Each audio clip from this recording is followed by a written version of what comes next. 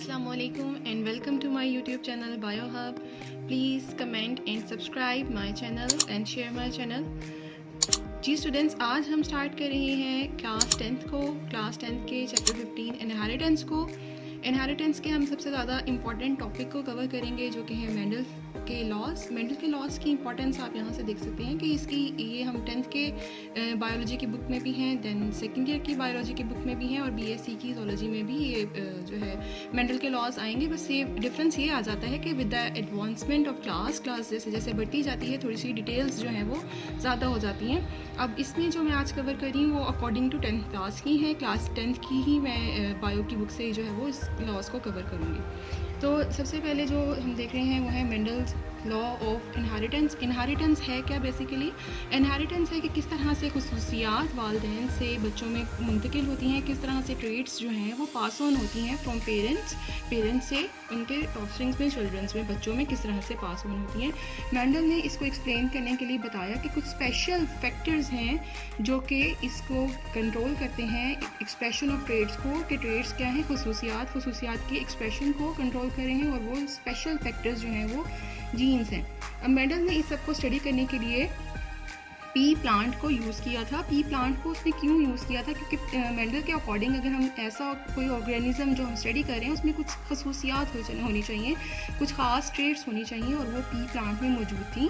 For example उसने कहा कि अगर आप कोई ऑर्गेनिज्म स्टडी करते हैं अपने एक्सपेरिमेंट्स के लिए तो उसमें ऑल्टरनेट ट्रेट्स की जो है वो कंट्रास्टिंग पेयर्स होने चाहिए। जैसे कि अगर कोई प्लांट है उसमें सीड्स जो है वो राउंड मौजूद हैं तो उसमें सीड्स जो है वो रिंकल्ड भी मौजूद होने चाहिए। अगर एक प्लांट में सेल्फ फर्टिलाइजेशन हो रही है तो उसमें क्रॉस फर्टिलाइजेशन का होना भी पॉसिबल होना चाहिए और ऐसी तमाम खुसूसियात उसको, तमाम करेक्टरिस्टिक्स उसको पी प्लांट में मिली थी। मेंडल जो है वो एक ऐसा साइंटिस्ट था, ऐसा बायोलॉजिस्ट था जो कि उसने अपने जब लॉस पब्लिश किए तो उसको बहुत ज़्यादा कामयाबी मिली थी। उसका एक और जो रीज़न था वो रीज़न ये भी था कि उसने अपने लॉस को पब्लिश करते हुए स्टैटिस्टिक्स को यूज़ किया था। उसने इसमें पुनेट स्क्वायर को जो है वो इंट्रोड्यूस करवाया था। अब जो आज लॉ हम पहले पढ़ेंगे वो है Mendel's law of segregation. Mendel law of segregation से क्या मुराद है कि किस तरह से जो खसूसियात की अलील्स हैं, ट्रेट्स की अलील्स हैं, वो किस तरह से एक दूसरे से सेपरेट हो जाती हैं ड्यूरिंग गैमेट फॉर्मेशन। गैमेट्स बनाते हुए किस तरह से वो एक दूसरे से अलहदा हो जाएंगी।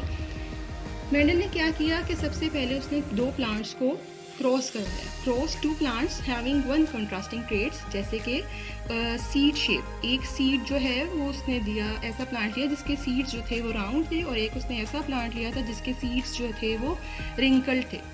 अब ये जो क्रॉस था इसको कहते हैं monohybrid cross. Why it is called monohybrid cross? क्योंकि इसमें हम वन ट्रेट को स्टडी कर रहे हैं एट अ टाइम। अगर हम एट अ टाइम या एक क्रॉस में सिर्फ एक ट्रेट को स्टडी कर रहे हैं then it is called monohybrid cross. अब ये इसमें जो प्लांट्स लिए गए थे that were true breeding plants. True breeding plants कैसे प्लांट्स होते हैं? ऐसे प्लांट्स जिसमें होमोजाइगस अलील्स मौजूद होती हैं। होमोजाइगस का मतलब होता है कि दोनों सेम हो। जैसे अगर ये फॉर एग्जांपल मैंने राउंड के लिए लिखा है कैपिटल आर, तो ये एक होमोजाइगस है, दोनों सेम है इसमें। और अगर ये रिंकल्ड के लिए मैंने लिखा है तो ये भी होमोजाइगस है, small r and small r. तो ये क्या हो गई? ऐसी खुसूसियात जो है वो, या ऐसा प्लांट जो है ट्रू ब्रीडिंग प्लांट वो जो है वो होमोजाइगस कहलाएगा। अब देखें जी, फर्स्ट जो सबसे पहले उसने क्या लिया है जी, पेरेंटल जनरेशन यानी कि जो पेरेंट प्लांट है वो जनरेशन पेरेंटल जनरेशन कहलाएगी।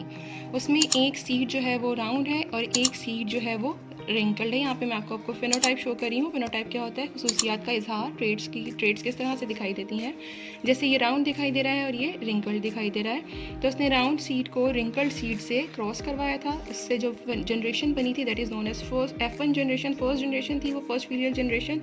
उसमें तमाम जो सीड्स बने थे वो राउंड थे, ऑल सीड्स वर राउंड। देन उसने क्या किया, ये राउंड सीड्स यानी कि F1 जनरेशन जो बनी है, F1 जनरेशन को F1 से ही क्रॉस करवाया। F1 क्रॉस करवा के जो उसके पास जनरेशन आई that is known as F2 generation.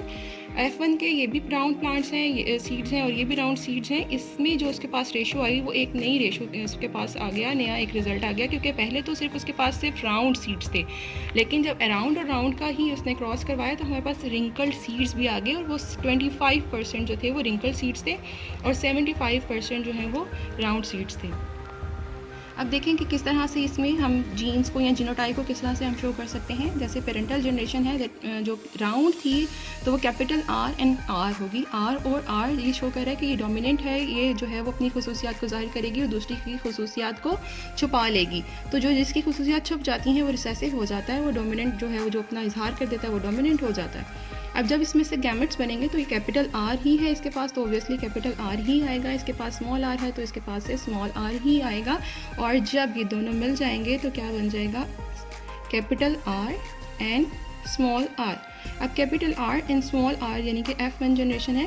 अब इसने कैपिटल आर और स्मॉल आर रखने वाली F1 इंटू F1 जनरेशन का आपस में क्रॉस करवाया। अब जो गैमेट्स बनेंगे वो 4 तरह से गैमेट्स हमारे पास आ सकते हैं। अब इसके जो गैमेट्स हैं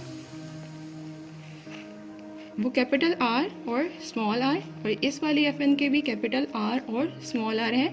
ये जो है ये इसको जो है लेटर ऑन बताया गया था कि ये पुनेट स्क्वायर है। ये इसने स्टैटिस्टिक्स को शो किया था कि किस तरह से गैमेट्स हैं बनेंगे और कितने जो है वो परसेंट इसमें आएंगे। तो ये जो है यहाँ पे स्टैटिस्टिक्स का यूज़ आ रहा है जहाँ पे वो परसेंटेज बता रहा है। अपने मैथ्स में जैसे 3:1 की रेशो आ रही है तो रेशोज़ में उसने अपने रिजल्ट्स को भी शो किया था, सिर्फ थेरेटिकली नहीं बल्कि इस तरह से रिजल्ट्स को मैथमेटिकली भी उसने शो किया था परसेंटेज में, रेशोज़ की फॉर्म में।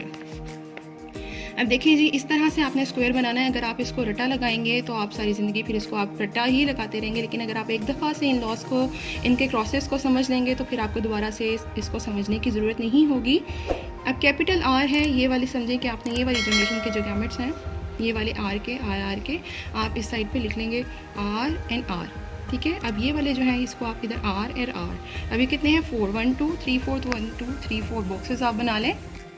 अब देखें ये कैपिटल आर और ये कैपिटल आर मिलकर क्या बना देंगे, आर एंड आर, और ये जो है वो राउंड की फिनोटाइप है और जीनोटाइप भी राउंड की है।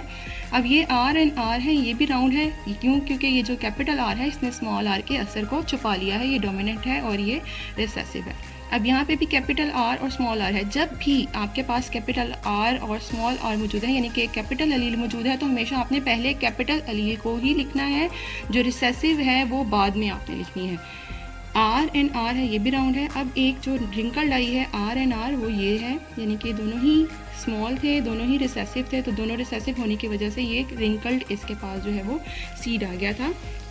मेंडल ने बताया कि जीन्स जो हैं वो, और हमने देखा भी इसमें स्क्वायर्स बनाते हुए कि जीन्स जो हैं वो पेयर्स में प्रेजेंट होती हैं, और जब गैमेट्स बनते हैं तो ये दोनों एक दूसरे से सेपरेट हो जाती हैं, सेग्रीगेट हो जाती हैं। यही है लॉ ऑफ सेग्रीगेशन, यानी कि जीन्स के पेयर्स एक दूसरे से अलील सेपरेट हो जाएंगी और फिर जब गैमेट्स बनेंगे ये अलग हो जाएंगी। फिर जब गैमेट्स के यूनाइट होंगे यानी कि एक फीमेल से आएगा एक मेल से आएगा तो दोबारा से ये अलील्स जो हैं वो मिल जाएंगी और फिर से एक जो है वो पेयर बन जाएगा। जी स्टूडेंट्स, तो ये था मेंडल्स लॉ ऑफ सेग्रीगेशन। ये स्टूडेंट्स के लिए भी हेल्पफुल होगा। मैं इसको नोट्स की फॉर्म में इसलिए आपको दिखाती हैं ताकि आप लोग नोट्स जो हैं यहाँ से अपने कॉपी भी कर सकते हैं। इसको नोट्स की फॉर्म में अगर आप याद करेंगे तो आपके लिए बहुत ज़्यादा कन्वीनियंट रहेगा। नेसेसरी डिटेल्स को आप मत याद करें, तो इस तरह से अगर आप नोट्स की फॉर्म में इसको याद करेंगे तो आपके लिए काफ़ी कन्वीनियंट रहेगा। इसके अलावा ऐसे लोग जो अभी नए ही टीचिंग फील्ड में आ रहे हैं, नई टीचर्स बन रहे हैं, तो उनके लिए भी ये हेल्पफुल रहेगा कि इस तरह से वो अपने लेक्चर्स को इसको देख के प्रिपेयर कर सकते हैं। आई होप आप लोगों को ये वीडियो जो है वो पसंद आएगी। प्लीज़ अपने कमेंट्स में मुझे जो है वो बताइएगा, और उम्मीद है कि जब ये वीडियो आप तक पहुंचेगी तो आप ईमान और सेहत की बेहतरीन हालत में होंगे। Thanks for watching my video. Like, comment and subscribe कीजिएगा। अल्लाह हाफिज़।